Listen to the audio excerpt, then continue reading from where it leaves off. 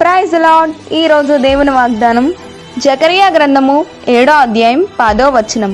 విధవరాండ్లను, తండ్రి లేని వారిని, పరదేశులను, దరిద్రులను బాధపెట్టుకుడి. మీ హృదయమందు సహోదరులలో ఎవరికిని కీడు చేయతలుచుకుడి. ప్రభు పేరట మీ అందరికీ శుభములు.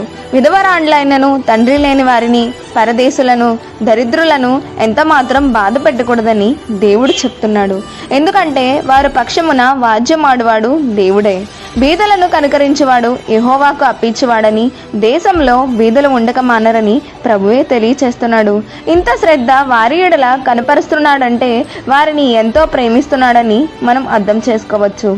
దేవుడు ప్రేమించే వారిని మనం చిన్న చూపు చూచిన ఎడల దేవుడే మనతో వాద్యం ఆడతాడని మనం గ్రహించుకోనాలి.